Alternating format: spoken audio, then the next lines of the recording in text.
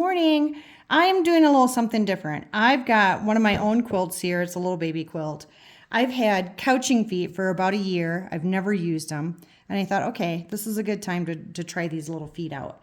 So they are the couching feet. I have a handy quilter machine. So of course my couching feet are by Handy Quilter. They come in different sizes. I've got 3 of them. And it's a 3 millimeter, a 2 millimeter, and a 1.5 millimeter. And what they're referring to is they have these little holes.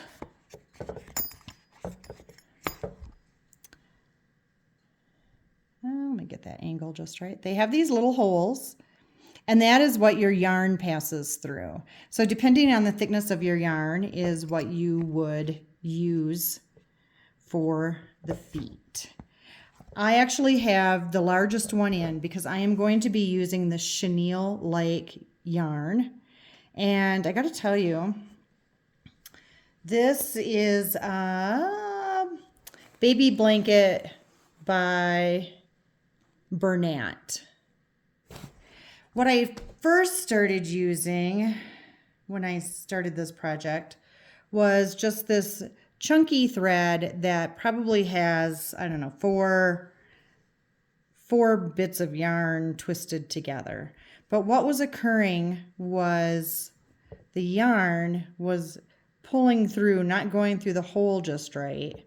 And then the next thing you know, I had this big gnarly mess that was not passing through the hole. So as you can see, I had already started with this big white chunky thread, and it was bunching up so poorly that I had to take it all out. So let's see how this looks. I do have a question if anybody has the answer. So this is my regular hopping foot. And, you know, I feel like if I wanted to, I could probably use rulers with this. I mean, they look the same, but if anybody has used and done ruler work with couching feet, let me know how that turned out. Okay, so the first thing is, how do we get this great big chunky thread through that itty bitty hole? It's pretty easy, actually.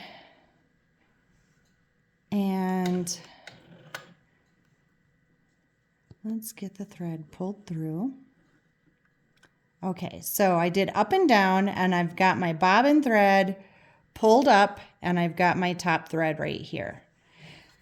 This is going to be hard to see. I don't know if my camera is going to capture it. But what you do is you take the end of your yarn and put it between the needle and this, I don't even know what you call it, this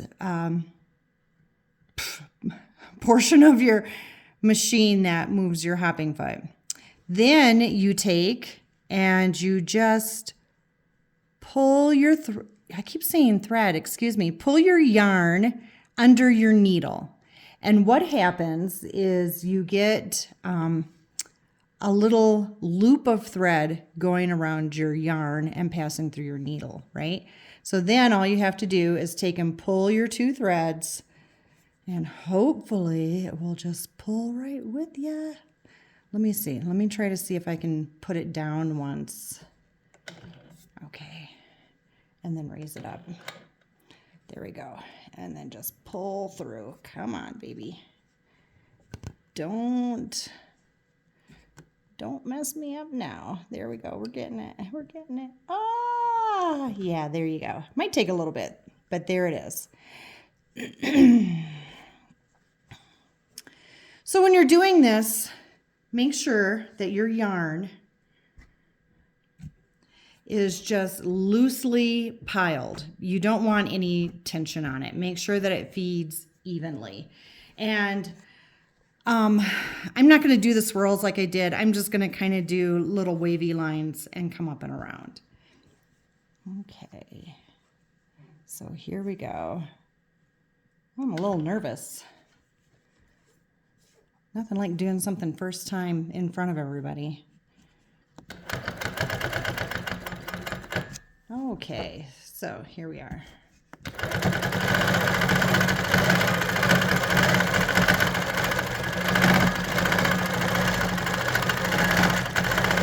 Oh, this is working so much better. I got to stop because I don't have any more yarn on my work area and I don't want it to bunch up.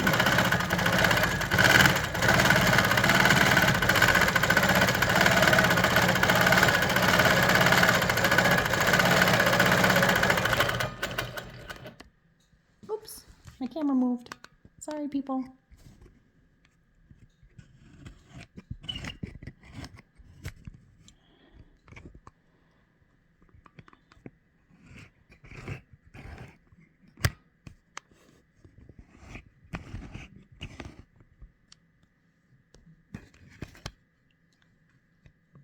Oh, nothing like technical difficulties, right? Okay, let me just move that out here.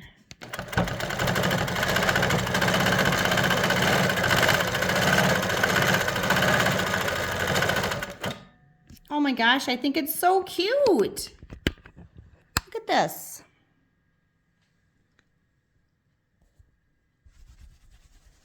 Awesome.